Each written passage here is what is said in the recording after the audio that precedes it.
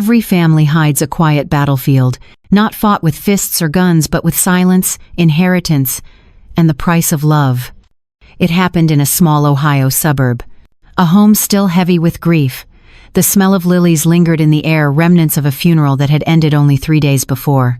In that kitchen, sunlight crept through half-closed blinds, cutting pale lines across the table where 3 plates were set, not 4. Ellen Price, 68, stood at the stove. Her husband James had been gone 72 hours. His urn rested on the mantel, flanked by white flowers and a framed photo that still seemed to breathe warmth. For 42 years, Ellen had kept this house alive. She had raised her son Tom. She had helped his wife Mia through job loss, debt, and the hard years. She had paid off the mortgage one paycheck at a time. But this morning, the family she built decided she no longer belonged to it. Mia's voice broke the silence, smooth, deliberate, with that politeness only cruelty knows how to wear. "Ellen, you're not family anymore." The fork in Ellen's hand stopped midair. Tom said nothing. He didn't even look up from his newspaper. Mia continued, "You lived here because of James, but now, the blood ties in this house are only between me, Tom, and thank you."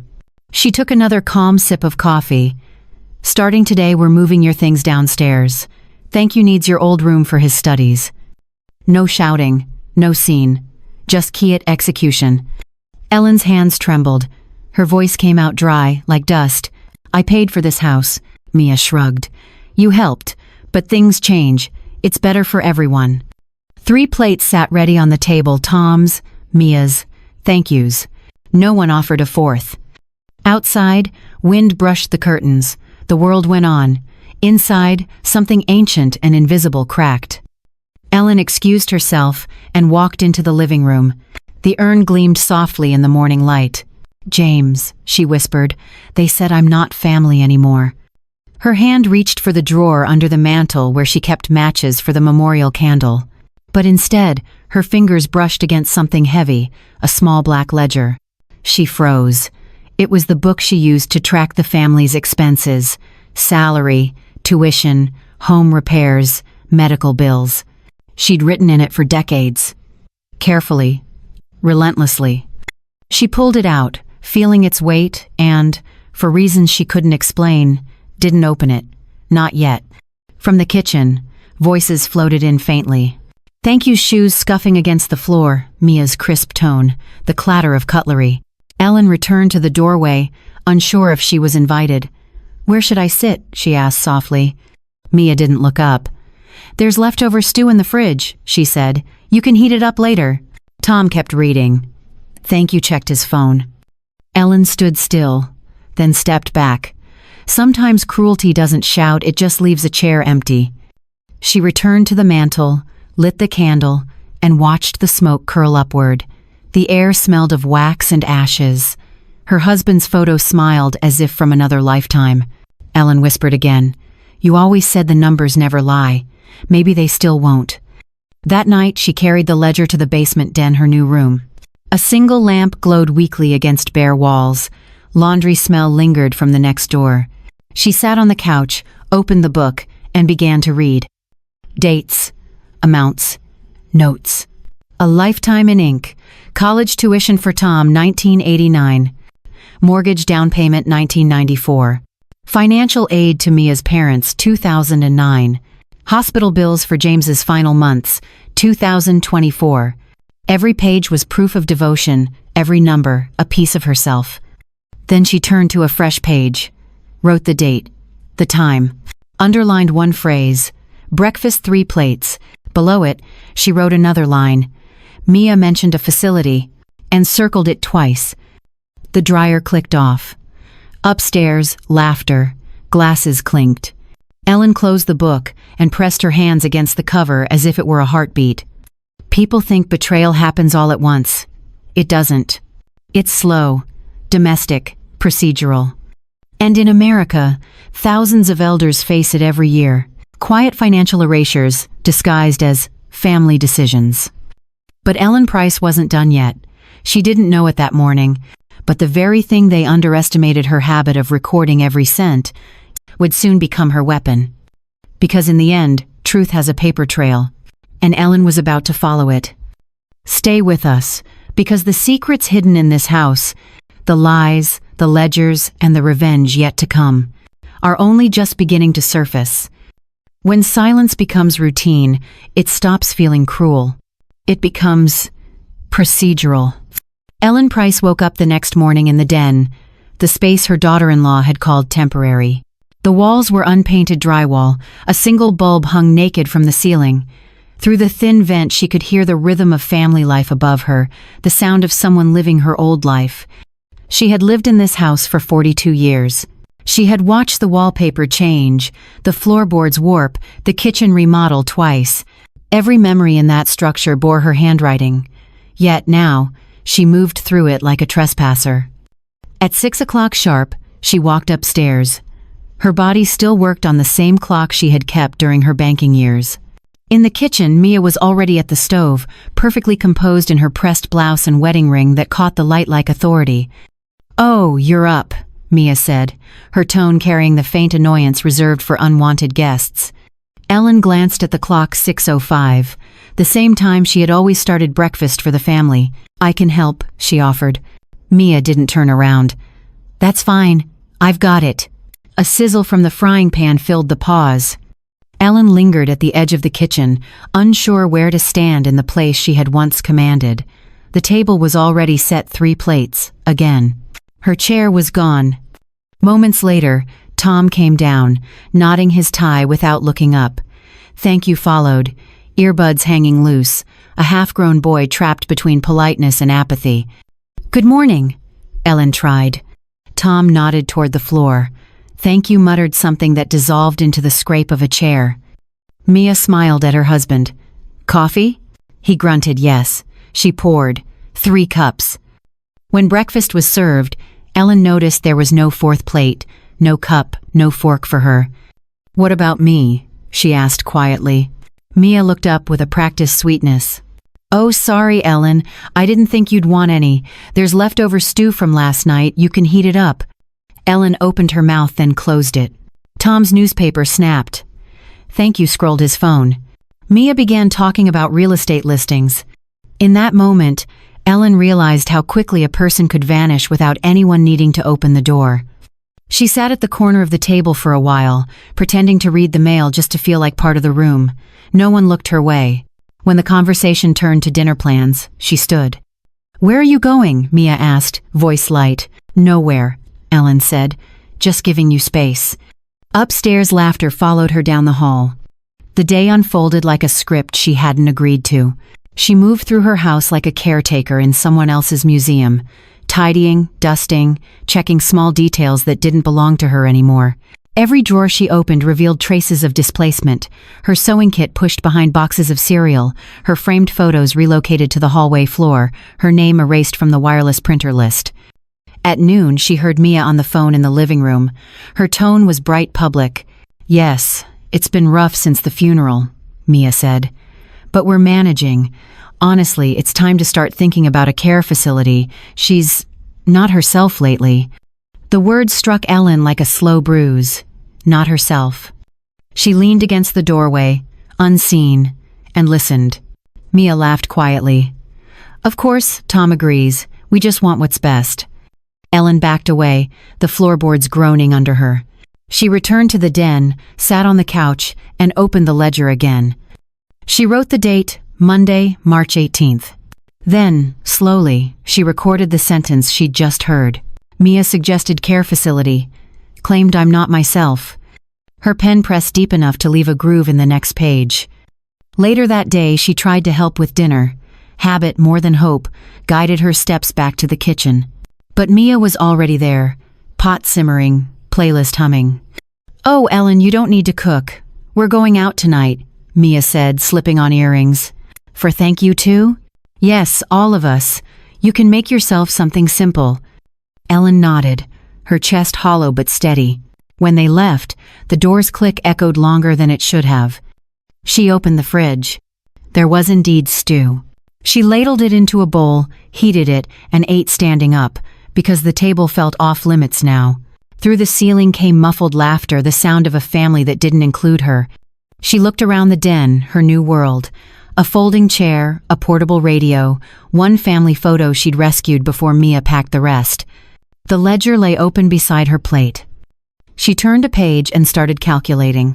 42 years of entries. Every loan, every gift that wasn't a gift, every bill paid with her salary from the bank. She began adding them, mentally at first, then on paper. The numbers climbed past anything she expected. 200,000, 400, more. The numbers were like ghosts rising from the ink. The next morning, she awoke early again. Sunlight pooled weakly through the small basement window. Her back ached from the couch. She climbed the stairs, hoping to catch a moment with thank you before school. But when she reached the landing, Mia's voice stopped her. "Thank you, how's your new room?" "Awesome," he said. "It's way bigger, I can fit my shelves." Ellen froze mid-step. That was her room they were talking about. She took one more step up, then Mia appeared at the top of the stairs. "Oh, Ellen," she said, smiling thinly. "Do you need something? I just wanted to see—" Mia's voice hardened. "Thank you, studying. Please, don't interrupt." Ellen stepped back down, careful not to let her knees shake until she reached the bottom. For the first time, the house felt taller than it used to. At 7 o'clock, the breakfast routine repeated. Mia cooked. Tom read. Ty scrolled. Ellen stood nearby, holding a plate she'd made for herself, scrambled eggs and toast. Mia turned, eyebrows raised. "Oh, Ellen, we agreed to keep the food separate. Your seasonings are too heavy for us." Ellen blinked. "It's just salt. It's about health," Mia said, smiling again. "Please understand." Ellen carried her plate back to the den and ate alone. The fork felt heavy in her hand. That afternoon, she walked to the local grocery store, partly for food, partly to remind herself that the outside world still existed. The air was cold, the sky colorless.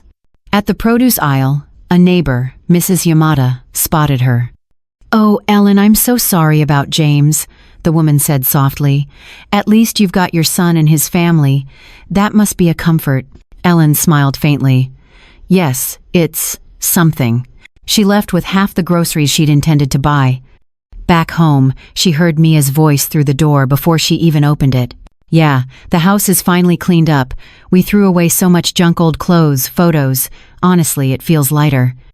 Junk. Ellen stepped inside just as Mia hung up. She caught the faint scent of lemon polish and loss. Her husband's albums, the trip photos, their wedding invitation, gone. She reached for the wall to steady herself. That night, she sat in the den, lights off, the ledger open on her lap. She flipped back to a page, marked with faint fingerprints. April 15th, 1999, thank yous birth gift, hospital fees, $6,000. June 23rd, 2009, loan to Mia's parents, $30,000. March 10th, 2012, Tom and Mia home purchase, $100,000 down payment. Every figure was a promise. Every promise had been broken. She pressed her palm flat on the page, whispering, "Not a gift." From upstairs, laughter again, bright, distant, casual. She closed the ledger and stared at the ceiling, tracing the rhythm of the footsteps above. A whole life was still happening up there, one she had built, one she was no longer part of. In documentaries about elder neglect, experts talk about invisible abuse, how it starts small, isolation, subtle control, shifting ownership. Ellen didn't need a documentary to explain it. She was living it. But what no one knew, what no one could know, was that she was recording every word, every action, every date. And in the months to come, those quiet pages would speak louder than anyone's excuses. Because Ellen Price wasn't losing her mind. She was building her case. Every war begins long before the first shot is fired. Ellen Price's war started with a pen. Down in that dim basement den, the one they now called her room, she built a fortress of paper, a ledger, a stack of old bank statements, faded receipts, and notes in her small, tidy handwriting, evidence of a life recorded in numbers. To anyone else, it might have looked obsessive. To Ellen, it was memory made tangible. For 42 years, she had tracked every expense. A family trip to Florida in 1990, 4 hotels $700, meals $200. College tuition for Tom. Years later, Loan, $10,000 unpaid. A transfer to Mia's parents during the recession. Emergency loan, $30,000, promised repayment. Even James's final hospital bills, the ones she had paid herself. She had recorded it all, and now, those entries, once acts of love, were becoming her only defense. That morning, Mia came down to the den without knocking. "Ellen," she said, in that falsely sweet tone that always made Ellen brace herself, "we need to tidy up down here. Thank you's got friends coming this weekend." Ellen glanced up from the ledger. "I'll make sure it's clean." Mia stepped further in. Her perfume carried the sterile scent of power, something expensive, sharp. "Good. And one more thing. Try not to use the washing machine during the day. The sound carries when thank you's in class. It's distracting." Ellen nodded. "Of course."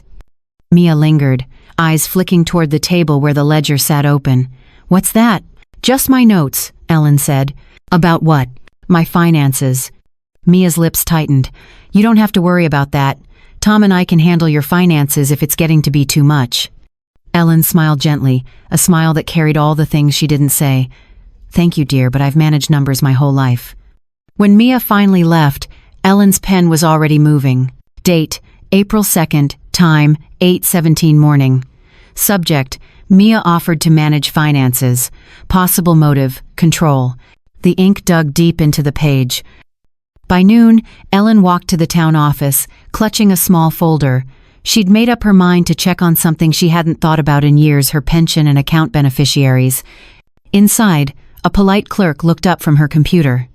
"I'd like to verify the deposit schedule for my retirement payments," Ellen said. The woman typed. "Of course, they're still going to the joint household account ending in 3258. Ellen's chest went cold. "Joint?" "Yes, that's correct. It lists two names, Ellen Price and Thomas Price. Her son." She remembered the paperwork differently. She remembered signing it alone. "Could I get a form to update that?" she asked quietly. "Certainly," the clerk said. "We'll just need identification." Ellen took the forms, thanked her, and walked out into the cold afternoon air. By the time she reached home, she knew two things for certain. Someone had altered her account, and she would never confront them unprepared. She went straight to her desk, pulled out the ledger, and wrote another entry. Discovery. Pension redirected to joint account without authorization. Confirmed at office April 2nd. It wasn't panic she felt, it was focus. Years at the bank had taught her that control lives in paperwork. Whoever held the records held the truth. That evening, the house smelled of rosemary chicken and deceit. Tom had come home early, his tie loosened, exhaustion written in his shoulders. Mia plated dinner while Ellen sat quietly at the far edge of the table, a guest in her own kitchen. Halfway through the meal, Ellen said softly, "Tom, did you change anything on my pension paperwork?" The room froze for half a second. Tom blinked. "Your pension?" "Yes. I was told the payments now go to a joint account with your name." Mia cut in before Tom could speak. "Oh, that. It was just for convenience, easier to manage bills." Ellen set her fork down carefully. "I wasn't informed." Mia's smile didn't falter. "You must have forgotten. We talked about it." Ellen looked directly at her. "No, we didn't." The silence was clean, cutting. Tom shifted in his chair. "Mom, it's fine, we're just trying to help." Ellen's face softened. "I know." She excused herself before her voice could betray her. Downstairs, she wrote another line. Dinner conversation, April 2nd, 6:40 evening. Confirmed unauthorized financial control attempt. Witnesses, Tom, Mia. She drew a box around it, pressed the pen hard until the ink bled slightly. Over the next week, Ellen documented everything. Every comment. Every look. At first, it was mechanical. Then, it became instinct. She charted Mia's daily routine. 7:15 Tom leaves for work. 7:45 Mia on the phone, 30 minutes minimum. 9 o'clock vacuuming, laundry. 12:30 calls again, always hushed tones, sometimes laughter. She didn't know what she was collecting yet, just that it mattered. The ledger's once neat pages were now crowded with annotations and arrows. Beside her desk, she began sorting old bank statements and receipts into separate folders labeled proof. It looked less like a diary now, and more like an investigation. One afternoon, she overheard something that made the air in her chest freeze. Tom's voice, low but audible through the thin wall between the den and the living room. "I don't know, Mia. It feels wrong." "She needs care," Mia said. "She's forgetting things. That's dangerous. She's not that bad. She forgot to turn off the stove last week." Ellen's heart pounded. That was a lie. She hadn't even cooked that day. "She's getting worse," Mia pressed. "If we can get a doctor's note, we can handle her finances legally. It's for her own good." Ellen stood in the hallway, hand over her mouth, every syllable burning into memory. Then she turned away, sat at her desk, and opened the ledger once more. She wrote in steady lines. Overheard conversation, April 5th, 9:26 night. Mia planning to obtain false dementia diagnosis to seize financial control. Witness, Tom present. She didn't cry. She didn't tremble. Instead, she underlined the date 3 times.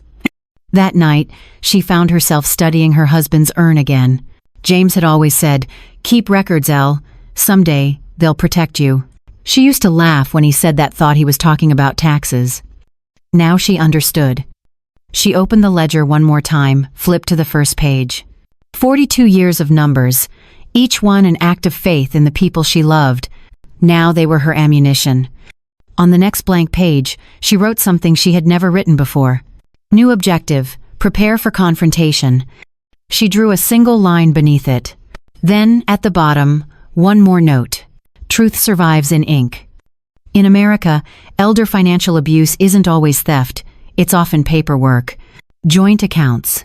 Signatures added for convenience. Medical claims, legal guardianships, rewritten wills. And most of it begins with the same phrase Ellen heard that morning, "We just want to help." But Ellen Price had spent her life balancing ledgers. She knew the math never lies.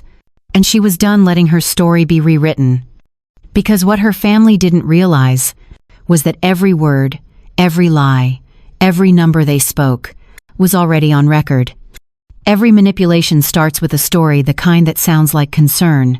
And in early April, that story became a plan. Mia called it a routine checkup, but the appointment she scheduled for Ellen Price wasn't about health, it was about control. That morning, Ellen sat in the passenger seat of her son's car, hands folded neatly on her lap.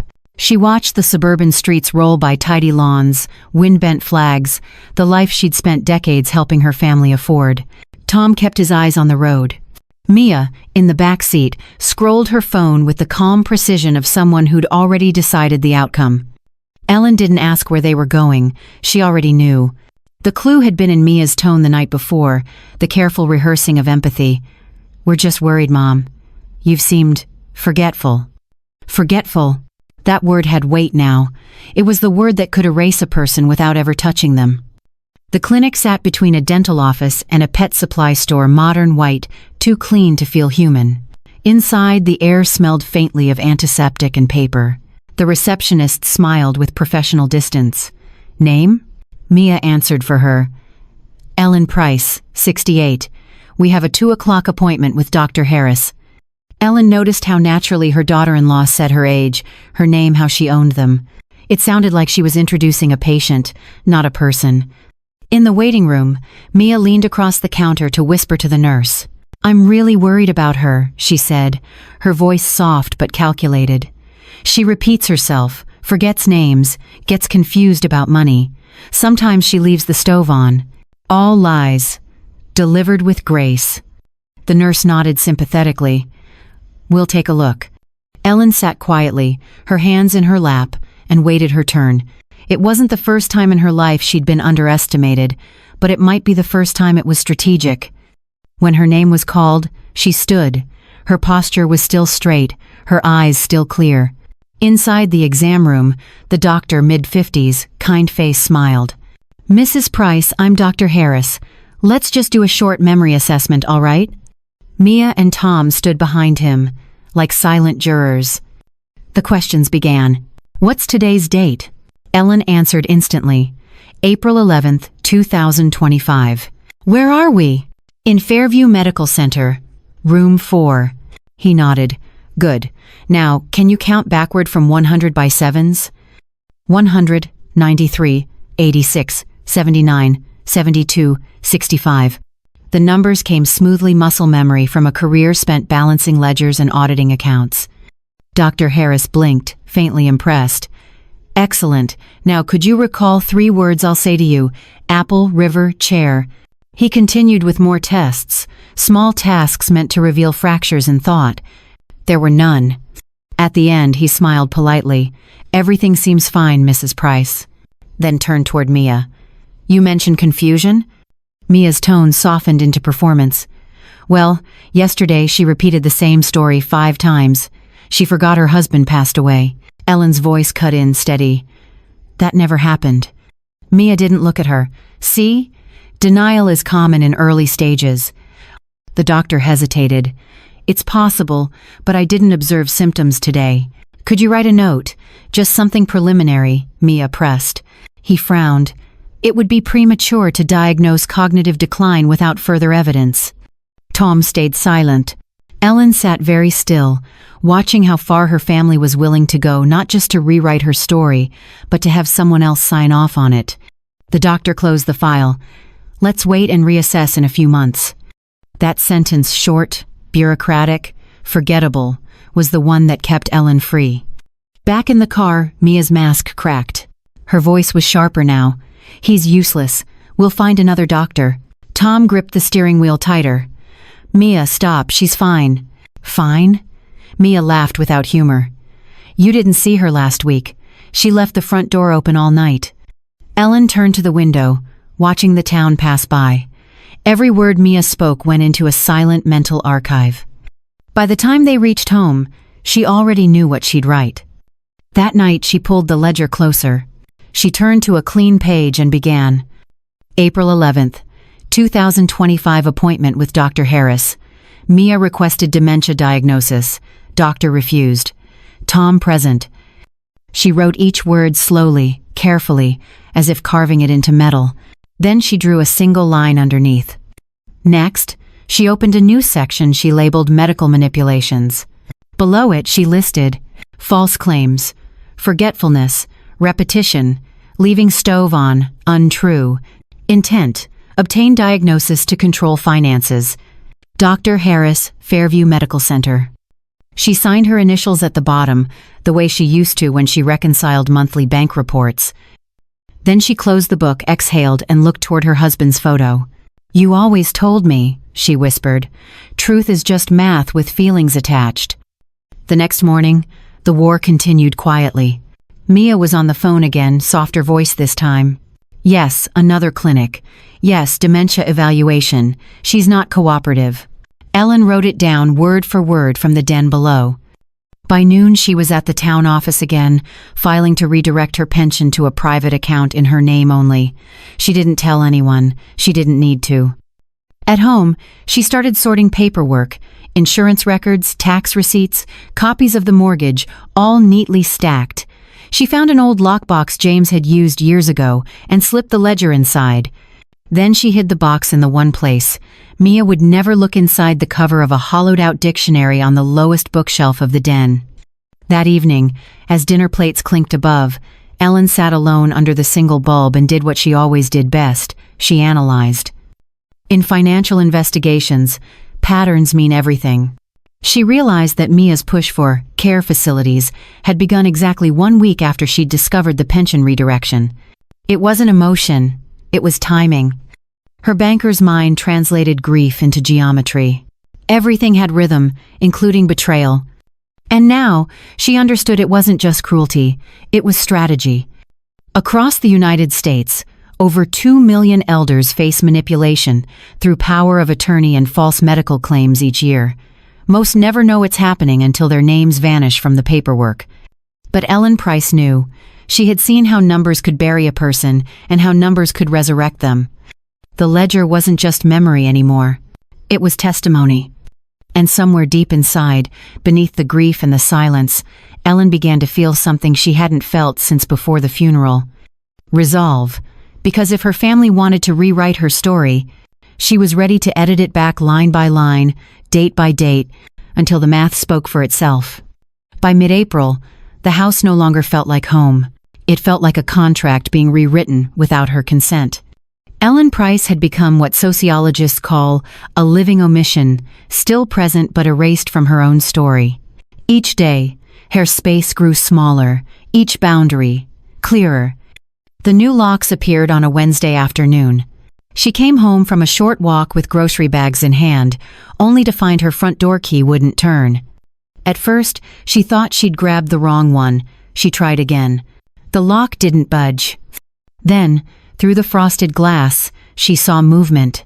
Mia. The door opened halfway. "Oh, Ellen," she said, smiling that managerial smile. "I forgot to tell you we changed the locks. For security." Ellen blinked. "Security?" "Yes, we're in a new neighborhood watch program, and you know you've misplaced your keys before." That was a lie. Ellen had never lost a key in her life. Mia held out a single new key between two fingers.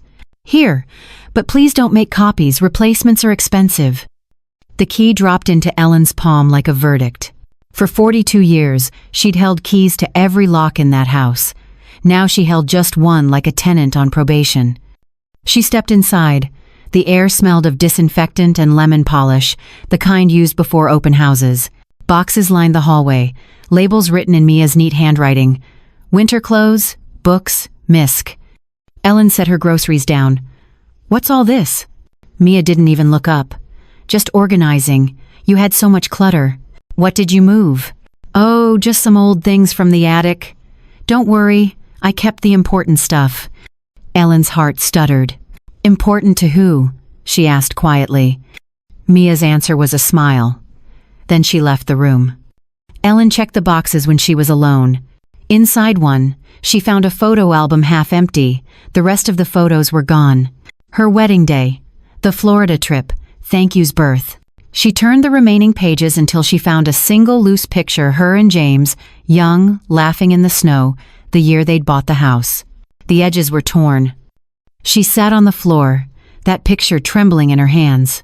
For the first time since the funeral, she cried not because her husband was gone, but because her life was being deleted piece by piece, one decision at a time. When she finally stood, she went straight to the den. She opened the ledger. Page by page, she listed what was missing. April 17th, 2025. Lock replaced. Albums altered. Photos removed. Then, at the bottom of the page, she wrote, "Physical evidence of displacement." Hairpin stopped. For a long time she stared at that line. Then, slowly, she drew a small box around it, just as she used to mark high-risk accounts in her banking days. The next morning, the tension in the house thickened. Mia had started talking more openly to Tom. Ellen could hear them from the den. They were careful at first, then less so. "She's struggling, Tom," Mia said. "She needs more care than we can give." Tom hesitated. "She seems okay to me." "Seems. You don't see her the way I do." "Mia, think about thank you. He shouldn't have to grow up around this. It's not healthy." Ellen listened, unmoving. When they stopped speaking, she wrote again. April 18th, 9:40 night. Discussion of institutionalization. Claimed, not healthy environment. Recorded tone, persuasive, rehearsed. Every word a weapon. Every date a defense. That Friday, Tom came home early. He looked uneasy. "Mom," he said, standing in the doorway of the den, "can we talk?" "Of course." He sat down across from her. "Mia got some pamphlets from a care home. She just thinks you'd be safer, that's all." Ellen studied him for a moment. His eyes were tired, good eyes once, now fogged by guilt. "This house was supposed to be my safety," she said softly. He rubbed his forehead. "I know, but you're alone a lot. We want what's best." Ellen smiled faintly. "Do you know what that means, Tom?" "What?" "When people say we want what's best, they usually mean we want what's easiest." He looked away, didn't answer. After he left, Ellen opened the ledger again. On a fresh page, she wrote, "Tom informed of facility plans. Tone, conflicted. Conclusion, partial awareness of Mia's agenda." 2 days later, a new sound echoed through the hallway, packing tape ripping from a roll. Ellen stepped out of the den to see 3 cardboard boxes stacked near her door. A note taped to one read, "Start sorting your things for the move." Her breath caught. "Mia?"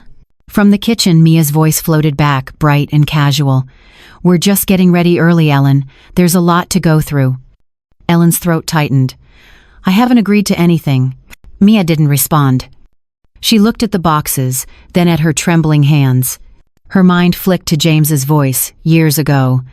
"Information is power, Elle. Keep your proof." She wiped her face and opened the drawer of the small desk near the couch. Inside was the black ledger. And beside it, something she hadn't touched in months, a business card. Evan Tanaka, attorney at law, Elder Rights Division. She'd met him briefly at James's funeral. He'd said, "If you ever need help, call me. I owe James a favor." Ellen turned the card over, ran her thumb across the number. Not yet, she thought. Not yet. That night, the house was quiet, except for the distant hum of the refrigerator. Ellen sat in the dark, reading by the glow of a single lamp. She flipped through her ledger and began to total everything she had contributed to the household over 4 decades. Mortgage payments, college tuition, Mia's parents' loans, vacations, groceries. The sum rose higher and higher. By the time she stopped, the total was staggering, nearly $2 million across a lifetime. She stared at the figure for a long time, then whispered, "Not a gift." It was her new mantra. In the language of finance, a loan without documentation is generosity, but a loan with records is leverage.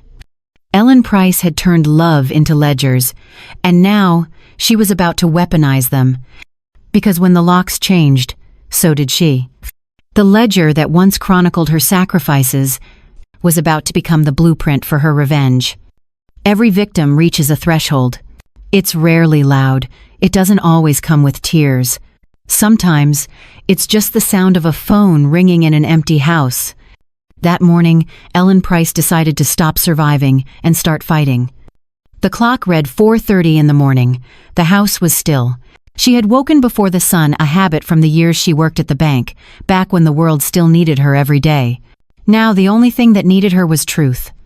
She dressed in a gray sweater, brushed her hair into a low bun, and took the small black ledger from its hiding place inside the hollowed dictionary.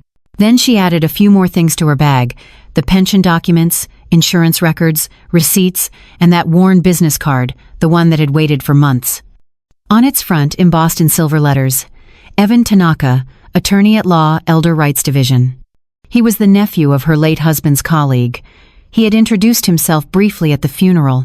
"If you ever need help, Mrs. Price, please call." Ellen hadn't thought she'd ever need to. Now, that card felt like the last unburned bridge between her and justice. She picked up the house phone, the one line Mia still hadn't disconnected, and dialed. The tone rang once, twice, 3 times. Then a groggy voice answered. "Tanaka Law Office, Evan speaking." "Mr. Tanaka," she said, her voice even. "This is Ellen Price, James Price's widow." A pause. "Mrs. Price?"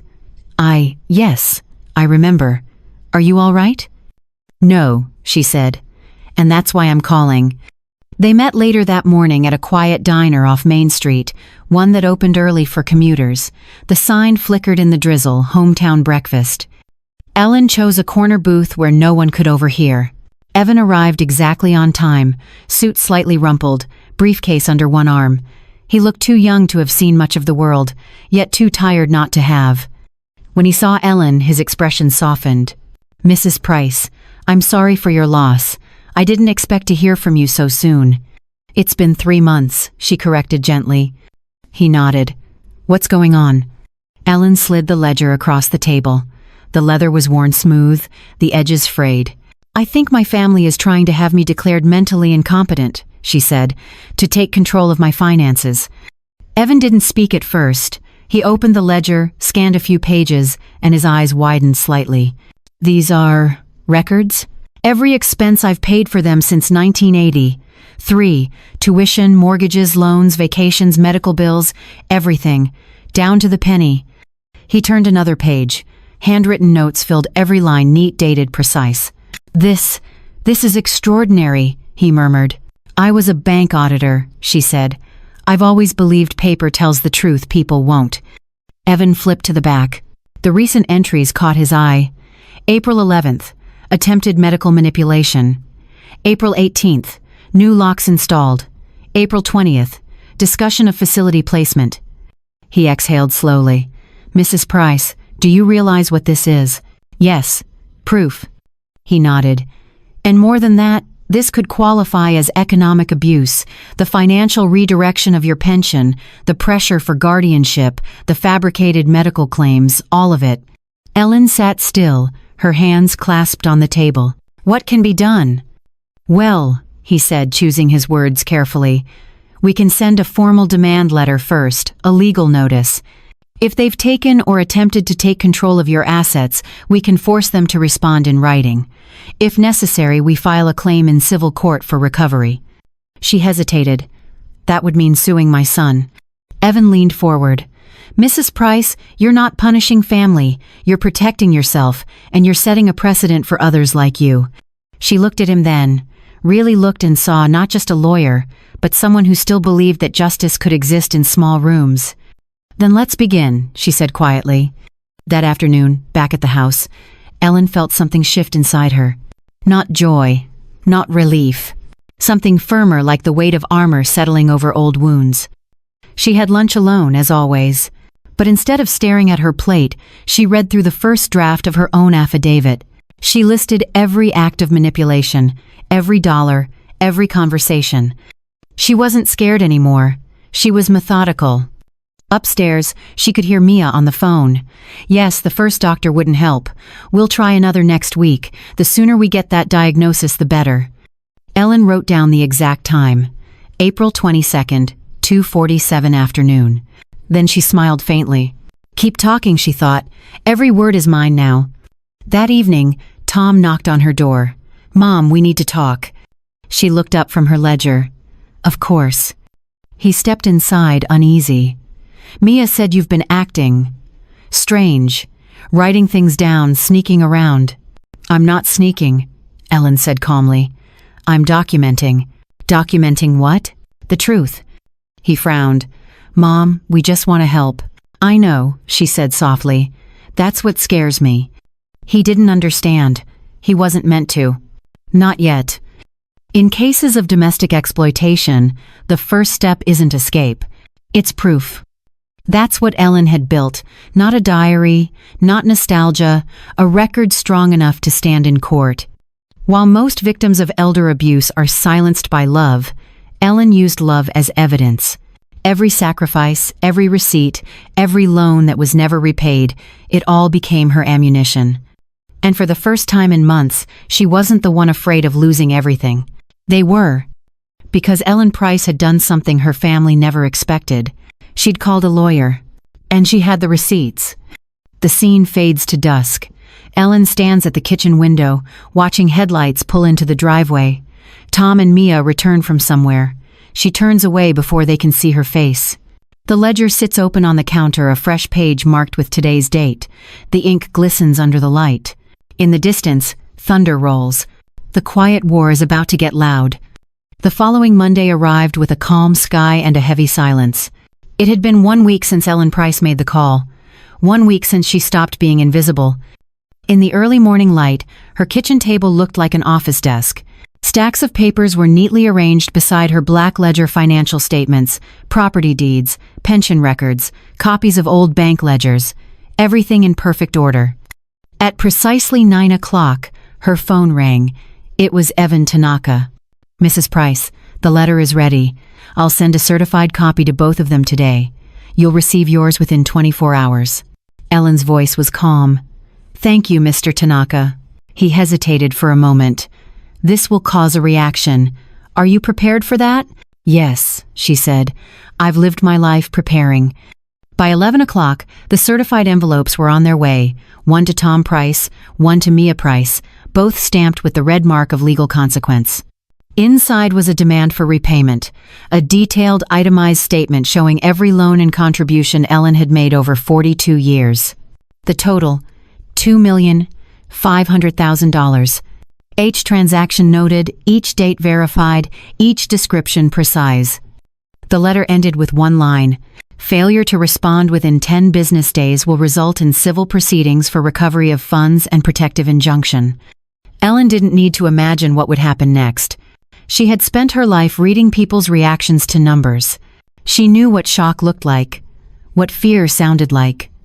By 4 o'clock, the silence broke. The sound of tires screeching against gravel outside, the front door slamming open.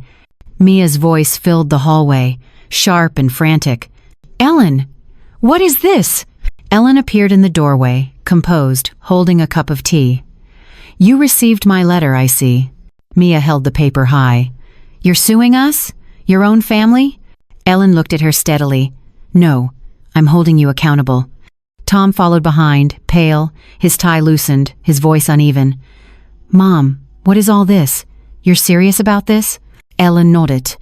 "I am. You want money from us? I want acknowledgement. I want the truth written down the way I wrote it down for 42 years. Mia's face twisted. "We took care of you."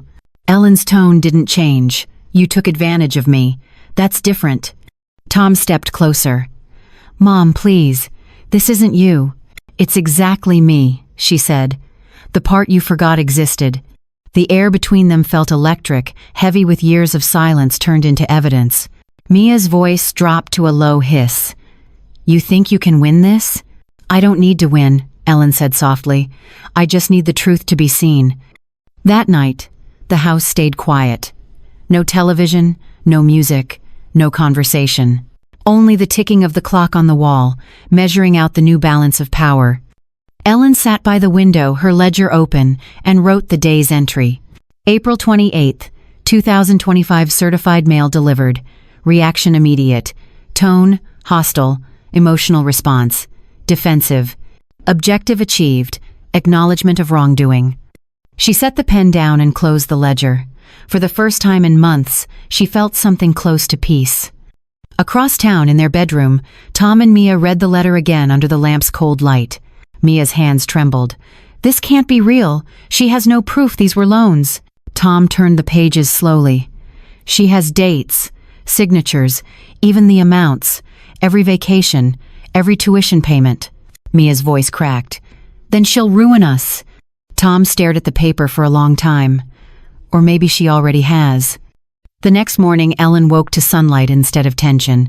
The house was still, and for once she wasn't afraid of the quiet. She walked to the kitchen, poured herself coffee, and opened the window. The air smelled of spring. She had no idea what would come next. Lawsuits, threats, maybe isolation. But she knew one thing: the silence now belonged to her. Far from weakness, it was her proof of control. Down the street, the postal truck turned the corner again. Another envelope in its tray, this one addressed to Tanaka Law Office. "Attention, Ellen Price, plaintiff." The fight was no longer whispered behind closed doors. It was on paper. It was official. And Ellen Price, 68 years old, widow, mother, accountant, survivor, had finally become the author of her own record. The following days felt different inside the Price household. The tension was no longer quiet. It had weight now, thick, heavy, unavoidable. Every sound in the house seemed sharper. Every silence meant more. Tom Price could not sleep. He sat awake most nights, reading and rereading the letter from Ellen's attorney, the same words burning deeper each time. $2,500,000. Itemized records, dated signatures, verified notes. He had never thought much about money, not like his mother did. She had always handled the bills, the mortgage, the repairs, even his college tuition. He told himself she liked it that way. Now, he realized she had been keeping them afloat all along. Mia, on the other hand, was unraveling. The letter had struck her pride more than her fear. She paced the kitchen at night, her voice sharp and fast. "She's manipulating us, Tom. She's old, but she's not innocent. You know how these people twist things. We gave her a home. We fed her. And this is how she repays us?" Tom didn't answer. He had stopped arguing. He just stared at the ledger photocopies on the counter pages of his mother's handwriting, so exact, so deliberate. Next to every number, a note in small neat script. Loan to Tom and Mia, March 14th, 2010 down payment for house, $40,000. College fund for thank you, December 5th, 2012, $5,000. ARD. Medical support for Mia's parents, June 2nd, 2018, $50,000. He remembered each event. Every time his mother had said, "Don't worry about it. We'll call it a family thing." He had believed her. But now he saw the quiet truth. She hadn't been keeping score out of bitterness. She had been keeping evidence because she knew one day she might need to. That realization made him feel small. On Thursday morning, Ellen came down to the kitchen. The smell of burnt toast lingered in the air. Tom was sitting at the table, eyes tired, coffee untouched. Mia stood by the sink, arms folded, pretending not to listen. "Mom," Tom said, his voice low, almost broken. "Can we talk?" Ellen nodded. "Of course." He took a deep breath. "Why did you do it? Why send that letter?" Ellen looked at her son, the same boy she had raised, the same boy who once came running to her every time he scraped his knee. "Because you wouldn't listen," she said softly. "And because silence became my enemy." Tom ran his hands through his hair. "You think we were trying to hurt you?" "I know you were trying to erase me," she said. "Not with cruelty, with convenience." Mia turned, her voice sharp. "We were helping you. You're not young anymore, Ellen. You forget things. Ellen cut her off. "No, Mia. I remember everything. That's the problem, isn't it?" Mia froze. Ellen stepped closer, her eyes steady. "You wanted me gone. But you wanted my pension, too. You wanted my savings, my house, and my silence." Mia's mask cracked. "You're paranoid." Ellen smiled faintly. "Then why did you need a doctor to say I'm unfit?" The question landed like a blow. Tom looked from one woman to the other, realization dawning in his eyes. "Mia," he whispered, "what is she talking about?" Mia hesitated too long. Ellen saw it happen, that tiny flicker of truth Tom had never noticed before. He pushed back his chair. "You went to a doctor? Without telling me? It was for her own good, or for my mother's money?" The room fell into silence so deep it made the ticking of the clock unbearable. Ellen turned and walked toward the window. She stared outside, the morning light spilling across the garden. "I built this house," she said quietly. "Every wall, every brick, every bill paid from my hands. I worked 40 years to make this family safe. I never imagined I'd have to protect myself from it." Tom looked down, his voice shaking. "Mom, I didn't know." "I believe you," Ellen said. "But you didn't want to know. That's almost the same thing." Mia grabbed her coat. "I don't have to listen to this." Ellen's tone didn't rise.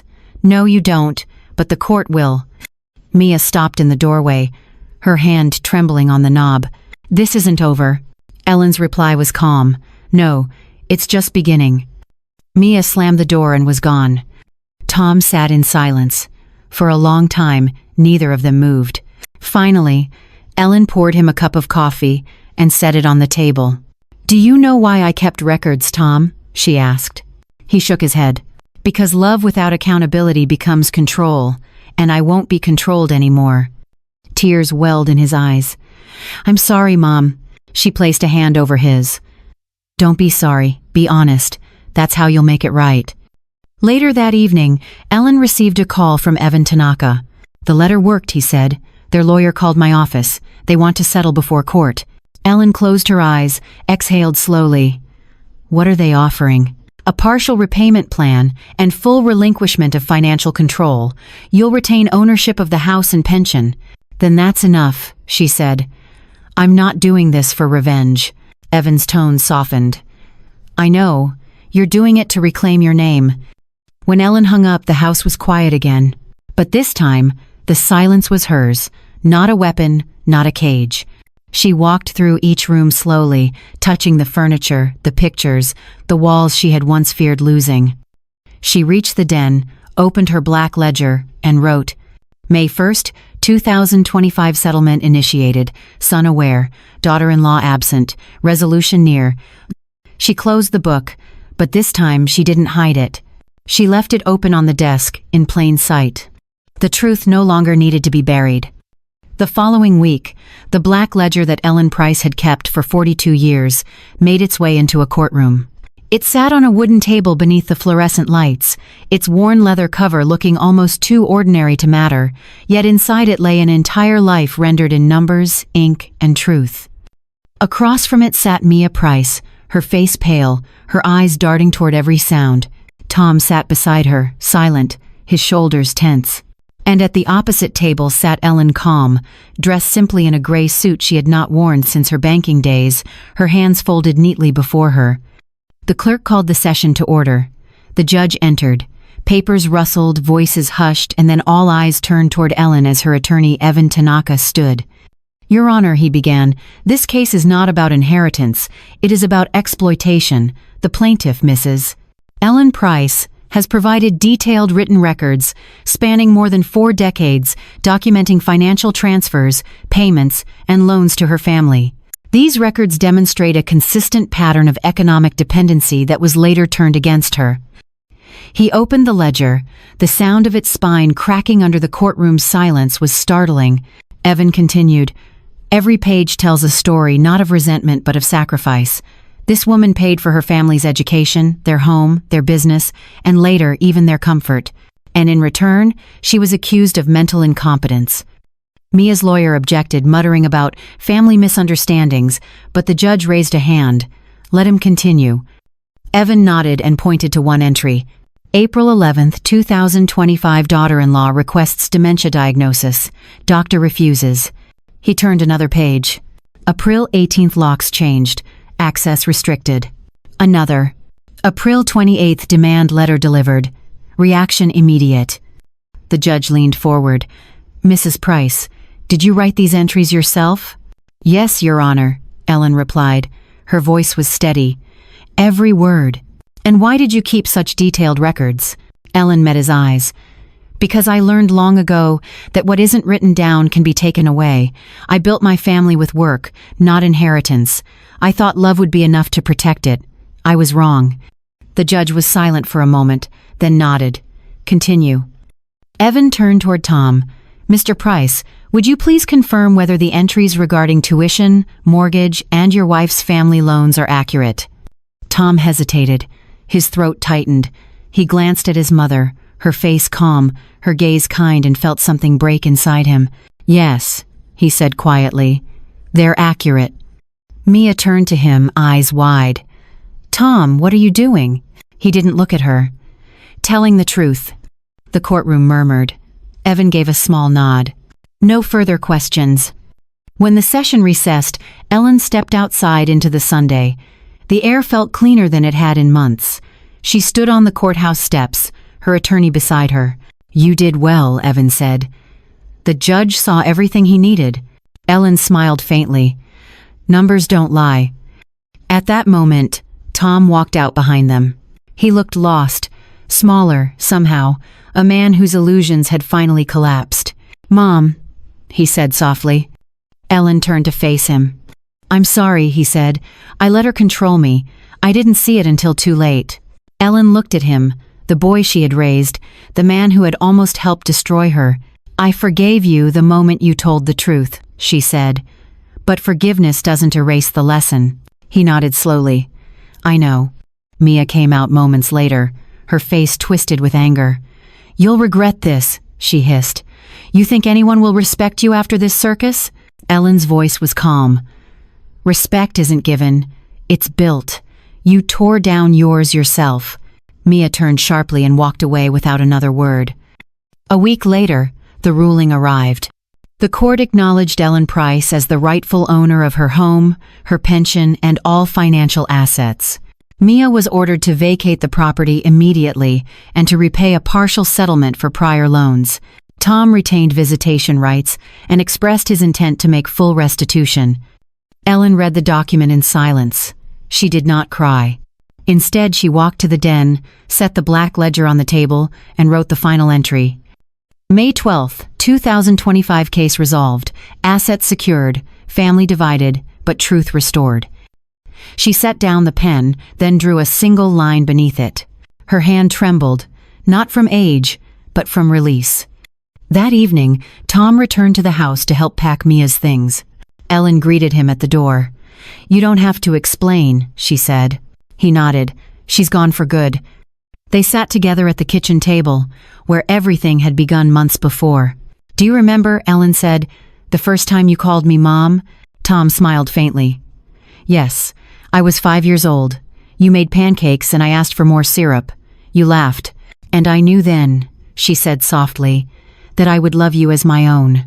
Tom's eyes glistened. "You did, more than I deserved." Ellen reached across the table and took his hand. "Then start deserving it now." He nodded. Later that night, Ellen lit a candle beside her husband's photograph. "James," she whispered, "it's over. The house is ours again. The truth survived." The flame flickered, and she thought just for a moment that it looked like him smiling. She walked back to her desk and opened the ledger one last time. On a blank page, she wrote, "New chapter begins May 15th, 2025. Objective: rebuild trust, teach honesty, live freely." Then she closed the book. For the first time in months, the house was quiet, not empty, but peaceful. The sound of rain began again outside, soft against the windows. Ellen made a pot of tea, sat by the window, and watched the lights of her town reflect on the wet pavement. She was not the same woman who had been told she was no longer family.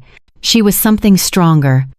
A record keeper, a survivor, and, finally, the author of her own story. The summer sun returned to Fairview, washing the neighborhood in light. The same house that had once echoed with tension now breathed quietly, its windows open, the curtains moving softly with the breeze. Ellen Price stood in the doorway, a cup of tea in hand, watching her grandson thank you chase a red ball across the lawn. His laughter carried across the yard free, unburdened. Tom was kneeling nearby, helping him patch a small hole in the fence. "Hold it steady, buddy," he said. "That's it." Ellen smiled faintly. The sound of their voices, her son and her grandson, no longer hurt. It healed. Inside the house, the ledger sat closed on her writing desk. It no longer needed to be opened every day. It had done its job. For 42 years, that book had been her silent companion, her proof of loyalty, her protection against time, and eventually, her shield against betrayal. But now, for the first time, it was just paper. Ellen took a deep breath and looked around her home, the same walls that once felt like a prison. Now, they felt like safety again. That afternoon, she returned to her old routine.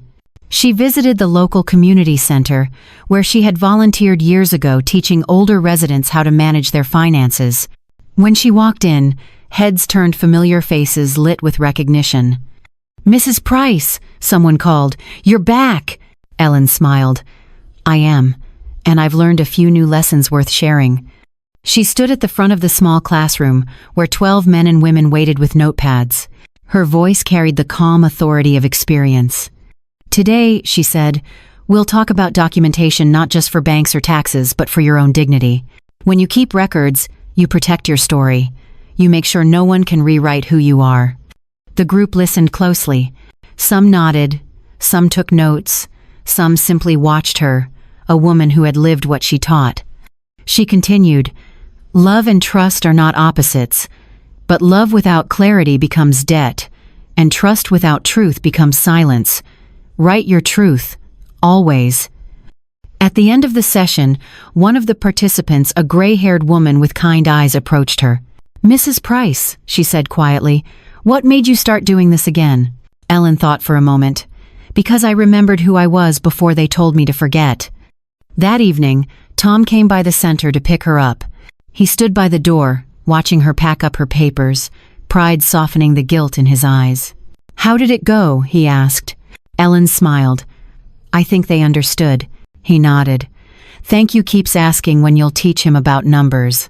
"Soon," she said, "but I'll start with honesty. It's harder to learn." They laughed quietly together as they walked to the car. That night after dinner, Ellen sat at her desk again. She opened the ledger not to record but to reflect. She ran her fingers along the worn pages, reading fragments of her life in ink. Mortgage payment, 1985. Tom's school tuition, 19922. Mia's parents' loan, 2018. April 28th, 2025 certified letter delivered. Each line, each number, each note was no longer a weight. It was evidence of survival. At the final blank page she wrote, June 5th, 2025 ledger complete. Then, for the first time in her life, she signed her name at the bottom not as Mrs. Price, but as Ellen. She closed the book and placed it gently inside a wooden box beside her husband's photo. The next morning she woke early, just as she always had. But instead of starting the day with a pen or a ledger, she went outside and tended to her garden. The lilies were blooming again, the same flowers that had filled the house the week of her husband's funeral. Now, they no longer reminded her of loss. They reminded her of beginnings. Tom joined her in the garden, bringing 2 cups of coffee. "Mom," he said, "Thank you wants to know what makes a family."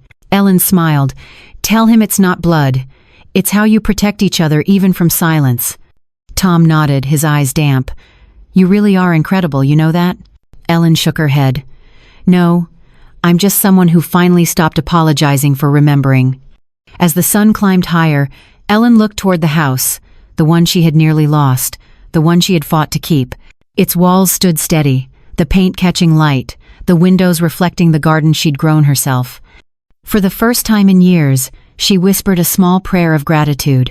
Not for money, not for justice, but for clarity. Her story had begun with erasure, the words, "You're no longer family." But it ended with something stronger. Her truth was written, her dignity restored, her voice her own. And in that quiet house on Fairview Avenue, the woman they tried to forget had become impossible to erase. The news spread through Fairview faster than Ellen Price expected. It began as a small headline buried inside the local newspaper. Elder financial abuse case ends in landmark ruling court sides with 6-8-year-old widow. But within a week, the story had moved beyond the town. A state newspaper picked it up, then a morning talk show. And before long, Ellen's quiet street became something else, a mirror for a problem far larger than one family. Neighbors who had once watched her through half-closed blinds now waved when she passed. Some stopped to speak. "I read about your case," one woman said. "You were brave." Ellen smiled politely. "No, I was just tired of being afraid." At the grocery store, people whispered her name. To them, she had become a symbol not of defiance, but of endurance. And in every conversation, one truth kept echoing. It could have been any of us. Across America, the statistics were staggering. 1 in 10 seniors faced some form of financial exploitation. Most never reported it. Most were silenced by guilt, by family, by love. But Ellen's case changed the conversation. Reporters began using a new phrase, the Price precedent. It meant that documentation, even something as simple as a handwritten ledger, could protect a person's voice long after others tried to silence it. She hadn't meant to start anything. She only wanted peace. Yet peace, it seemed, could ripple.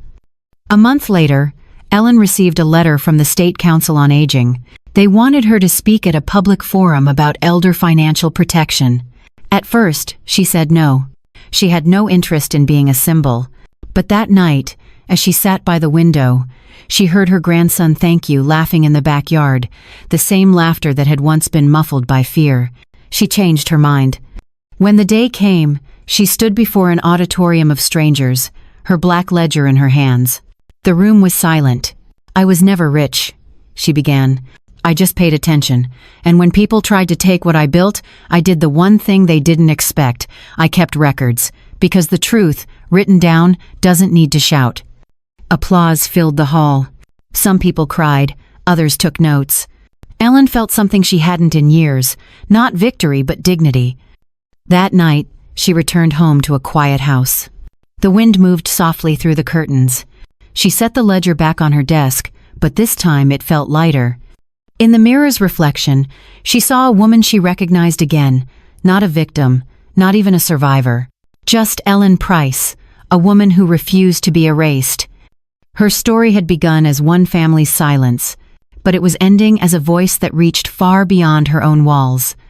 And somewhere in the stillness of the evening, she whispered to herself, "Justice isn't loud, it's patient. It waits until someone finally writes it down." Summer had settled over Fairview, warm and golden. The garden behind Ellen's house was full of life again, rows of marigolds, young tomato vines, and the soft hum of bees moving through the morning air. Her grandson, Thank You, now 8 years old, sat cross-legged beside her, a small notebook open in his lap. "What are you writing, sweetheart?" Ellen asked, trimming a branch. Thank You smiled shyly. "You always write in your book. I wanted one too." She paused. "What are you writing about?" "You," he said, "and Grandpa, and the stories Dad tells me about when he was little." Ellen's chest tightened not with pain but with something deeper, warmer. "Do you want to hear a story about Grandpa?" she asked. Thank You nodded eagerly. She pointed to the far end of the garden, where an old oak tree stood. "Your grandpa planted that when we bought this house. We didn't have much money back then, but he said, if we can't grow fortunes, we'll grow roots." Thank You looked at the tree. "It's really big now." Ellen smiled.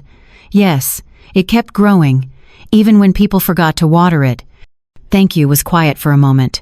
"Grandma," he said softly, "why was everyone so mean to you before?" Ellen hesitated, then looked him in the eyes. "Sometimes people forget what love really means. They think taking care of someone gives them the right to control them, but love isn't control, it's trust." Thank You nodded, thinking hard. "Dad said you're the bravest person he knows." Ellen laughed gently. "I'm just someone who finally learned to stand still when people tried to push me." He picked up his notebook again. "Can I write that down?" "Of course you can," she said, "but promise me something." Thank You. "What?" "When you grow up, and people tell you to stay quiet, don't. Write it down, even if your hands shake." He nodded solemnly. "I promise." That evening, Ellen found Thank You in the den, flipping through her old ledger. He traced the inked lines carefully, studying the numbers, the neat handwriting, the small notes in the margins. "Grandma," he said, "this looks like a story too, but made out of math." Ellen smiled. "It is a story. Every number has a memory. Every line tells what mattered enough to keep." Thank You looked up. "Can I keep writing it when I'm older?" Ellen paused. "You mean continue the ledger?" He nodded. "Dad says you call it the family book, so maybe I could write the next chapter." She thought for a long moment, then nodded slowly. "Yes, thank you. One day when you're ready. But remember, it's not about money." "What's it about then?" "It's about remembering who we are, even when others forget." Later that night, Tom tucked Thank You into bed. From the doorway, Ellen watched them quietly. "Dad?" Thank You whispered. "Why did Grandma have to fight everyone?" Tom sat on the edge of the bed. "Because sometimes the people who love us the most are the ones we take for granted." She reminded us not to. Thank You thought about that. "I promised her I'd write everything down when I grow up." Tom smiled. "Then you'll be just like her." When the lights went out, Ellen returned to her room, heart full. She opened her ledger one last time that night, turning to the very back page. Beneath her last entry, she wrote a single sentence. June 20th, 2025. Thank You made a promise. The story continues. She put down her pen, whispering into the quiet, "That's all I ever wanted." In the stillness of the night, the old oak outside rustled softly. It had outlived storms, winters, and neglect and still stood tall. So had she. And now, it would keep growing because someone new had promised to remember. 1 year passed. Fairview's seasons turned quietly. Spring melted into summer, summer into the long stillness of autumn. Ellen's garden grew thicker than ever, its colors brighter, almost defiant. The town had moved on. But one envelope, dropped into her mailbox on a Tuesday morning, made time stop again. The return address read, Mia Price. No apartment number, no city listed, just a forwarding label and a postmark from 3 states away. Ellen stared at the handwriting for a long time before bringing it inside. Her hands did not tremble, but her breath did. She set the envelope on the table, made herself a cup of tea, and sat down in silence. Then she opened it. Dear Ellen, it has taken me a year to write this. Not because I did not know what to say, but because I did not think you would want to hear it. When the case ended, I was angry. I told myself you ruined my life. But the truth is, I ruined my own, long before the court ever spoke. I was raised to believe that control meant safety, that if you could manage people, you could protect yourself from losing them. When James died and Tom began drifting away, I panicked. You were always there, capable, calm, impossible to replace, and I hated you for it. I thought if I took control, I could finally be the center of something. Instead, I destroyed the one family that ever tried to include me. I know I cannot undo what I did, but I needed you to know that I understand now. I am sorry. There's one more thing. Ty sent me a letter. He said he's writing a new book, and that you told him stories belong to anyone brave enough to tell the truth. He signed it, your friend, thank you, not your grandson. I cried for an hour after reading that, because he was right not to call me that. Not yet. I'm in a small town now, working at a nursing home. I help people older than you, people who remind me that time is not something you can steal. Maybe one day I'll deserve to see you again. Until then, thank you for teaching me even when I wasn't listening. Mia. Ellen folded the letter slowly, her eyes dry but full. She set it down beside her teacup and stared out the window. The oak tree was still there, its branches moving softly in the breeze. She whispered to herself, "Understanding isn't forgiveness, but it's a beginning." Later that evening, she called Tom. "There's something you should read," she said. When he arrived, she handed him the letter. He read it in silence, jaw tight, eyes flickering between anger and sadness. When he finished, he looked up. "Will you write back?" Ellen thought for a long moment. "No, not yet." "Why not?" "Because some truths have to live in the air for a while before they can be spoken again." She placed the letter inside her ledger, between two blank pages, not as evidence, not as a weapon, as memory. That night, she wrote a short note beneath her last entry. July 10th, 2026 letter from Mia, regret received, forgiveness pending. Then she closed the book and smiled faintly. For the first time, the story wasn't about revenge or justice. It was about release. The past had finally stopped chasing her. Now, it was simply following quietly, respectfully, a step behind. It was a bright morning in late September of the year 2025. The air in Washington, D.C. carried that crisp edge that comes just before autumn truly begins. Ellen Price sat quietly in the backseat of a car, headed toward the city's civic auditorium, watching the buildings rise taller and the traffic grow heavier. Beside her, Evan Tanaka flipped through a program booklet. Her name was printed on the second page. Keynote speaker Mrs. Ellen Price. Topic: Financial abuse and the right to remember. She smiled faintly. "I never imagined my name would end up in a program like that." Evan smiled back. "Neither did the people who underestimated you." The car stopped in front of the hall.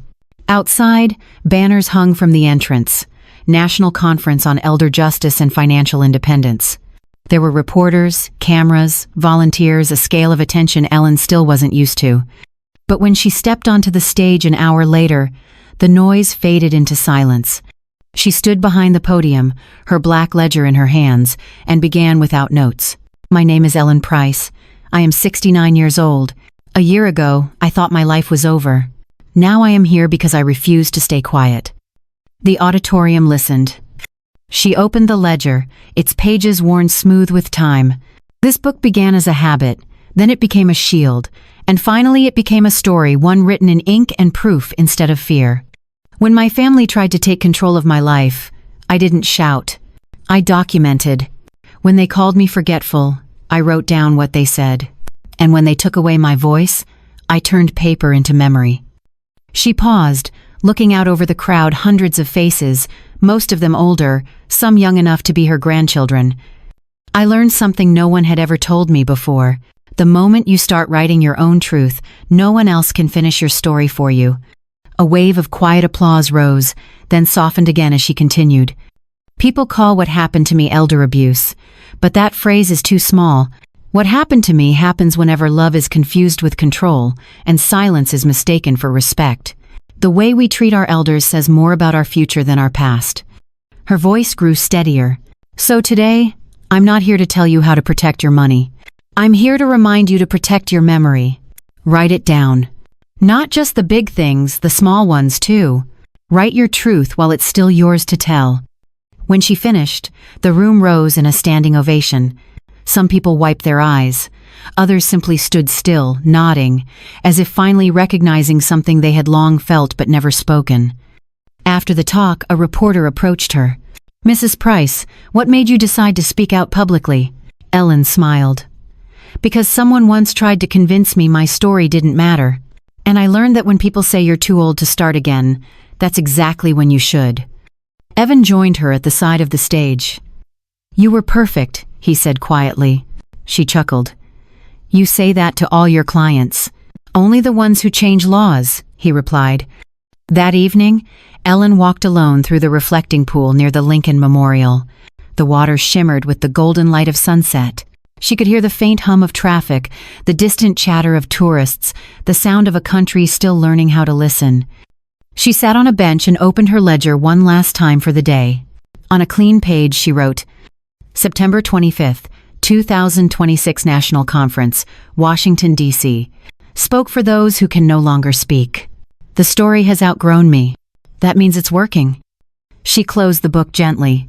For a long while, she just sat there, a woman whose story had started in silence and ended in echo.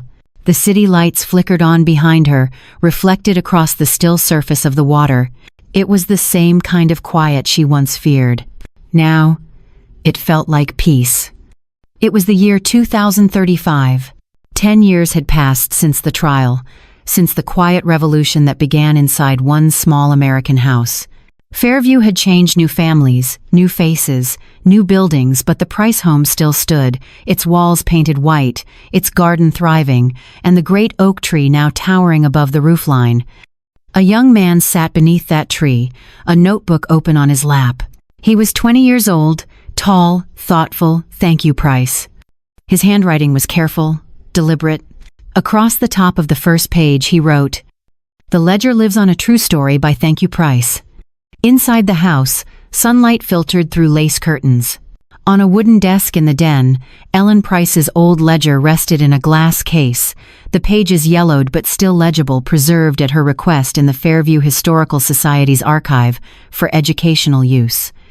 "Thank you," began his narration softly, as though reading to someone unseen. "My grandmother kept records because she believed truth was stronger when written down.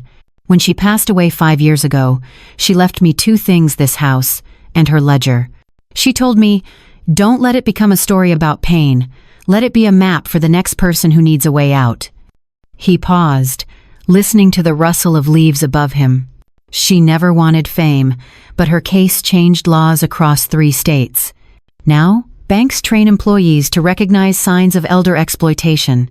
Hospitals require independent verification before declaring incapacity, all because one woman refused to forget who she was. Thank You stood, walking toward the garden where Ellen once spent her mornings. The flowers had multiplied: lilies, marigolds, and her favorite white roses. He touched one gently. "She taught me that love and accountability can exist together, that forgiveness doesn't mean forgetting, it means understanding without surrendering." He looked toward the house. "Sometimes I still hear her voice in my head saying, 'Write it down, Thank You, don't let silence do the talking.'" Later that evening, Thank You sat at his desk, recording his grandmother's story for a documentary project at his university. On the screen, old photographs appeared: Ellen at her wedding, Ellen with her husband James in front of the house, Ellen standing at the conference podium in Washington. Thank You's voiceover filled the quiet room. She wasn't extraordinary because she fought. She was extraordinary because she stayed kind while fighting. Because she chose precision over rage, truth over noise, and forgiveness over revenge. My grandmother once said that numbers don't lie, but what she really proved is that memory doesn't, either. He closed his notebook and stepped outside. The sky was violet, the first stars beginning to appear. In the window, the ledger caught a sliver of moonlight, its cover gleaming faintly like something alive. Thank You whispered into the night. "I kept my promise, Grandma. The story's written down." The wind passed softly through the oak tree's leaves, as if answering. And in that moment, beneath the same roof, in the same garden, surrounded by the same quiet that once held fear, silence no longer meant erasure.